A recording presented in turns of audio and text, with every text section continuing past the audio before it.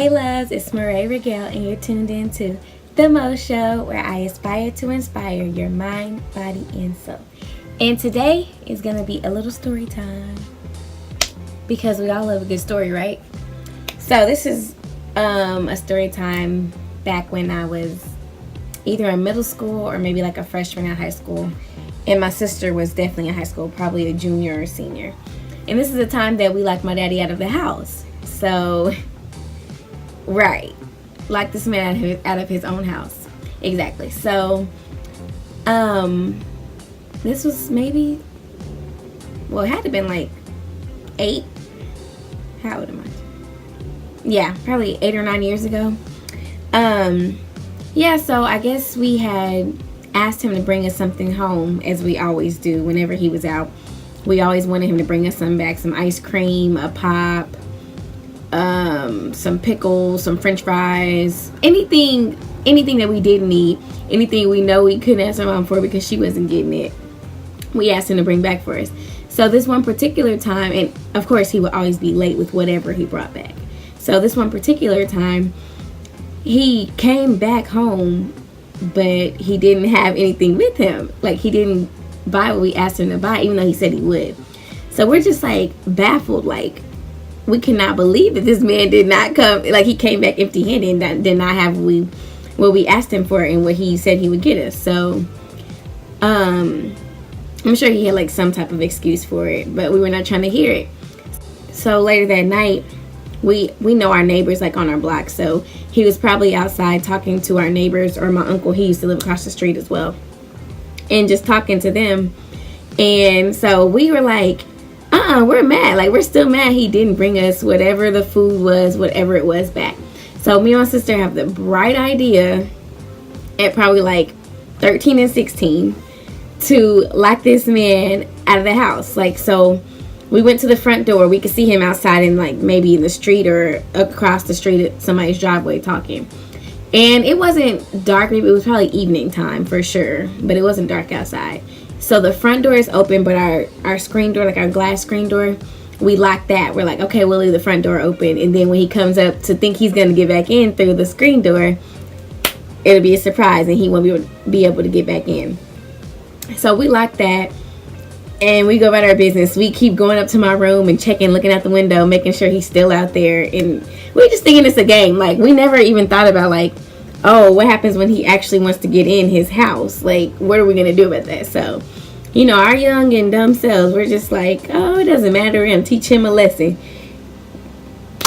I don't know what some kids were teaching him a lesson about spending his own money, but we said we're going to teach him a lesson and he should not lie to us and not come home with what he said he was going to get us. So we locked the door. We're waiting, just hanging out, probably playing some games or something. So finally, he comes up to the door to try to get in, and we're walking. The way my living room is set up, it's like you can walk past the living room. The way you walk past the living room, you can see the hallway to the front door, basically. So we see him trying to get in, so we're like, oh, like it's real now. Like, this man is trying to get in his house. We didn't think of the plan, what we were going to do once he was actually going to want to get back inside, of course. So we're like, oh no, we're not doing it. So we ran upstairs and we're laughing, cracking up. Like, we're scared, but we're laughing still. Cracking up to my mom, like, Mama, you got to go answer the door. We're not going to answer. Like, we were too scared to answer, but we were cracking up the entire time. So my daddy is the type of person, he's like the nice dad. Like, I don't remember ever getting a whooping by him, even though my mama said he did. But I don't ever remember him whooping us. So we never really got him too mad. Like, he never really got too rattled. Like, in the house of so many women, you just learn to let stuff roll off your back. So we didn't know how he was going to react to this. So yeah, so we're like, no, we're not opening the door. Like, what if he just like comes in and kills us? So I think she ends up eventually opening the door for him. And I don't know what we thought his reaction was going to be. Mine, I probably, if I was a parent in his situation, I probably would like come in there kicking and screaming and throwing things at my kids. It'd be some whoop butts that night. I don't care if we were teenagers or not. You're not going to lock me out of my house. That's what I would think as a parent and as someone who pays the bills in the house. So he comes in. He has like this silent but deadly like stare. He's like, let me see. Let me think if I can picture it. Let's see.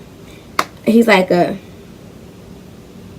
it's like one of those devious things like, yeah, I got you. Like, yeah, you know what you did. And it's like with the squinted eyes. And he would look so mad, but a lot of times he would just be so silent. You just wouldn't know. So when people's silence is like even crazier than people spazzing out on you. So it's just like, oh my gosh, are we waiting for a ticking time bomb to go off? So he just came in. He was like, y'all think it's a game? Yeah, I'm sorry, I keep laughing. It's like, y'all think it's a game? That's his favorite line to say. Like, it's not a game. Y'all think it's a game. But I mean, honestly, with him, it always was a game. Like, our daddy was just like a big softie for us. And I was definitely a daddy's girl. So, you know, we just got away with a lot of things. But that time, I thought it was lights out for us because I did not know how he was going to react to us locking him out of the house. But I don't think anything actually ever happened. He probably was mad for the rest of the night or whatever. But, you know, it was all in good fun. And to teach him a lesson. I don't know if the lesson was taught to us or to him to know not to lock him at the house again, or for him to know to honor his word, what he said. So I don't know. So I hope you guys enjoyed this brief little story time of the time we locked my daddy out of the house. Comment down any stories below you have of getting in trouble by your parents, or some sneaky things you've done that maybe you never got caught for. And make sure you like, comment, and subscribe. And hit the notification bell that's next to the subscribe button. And thank you guys for watching. I'll see you later. Bye.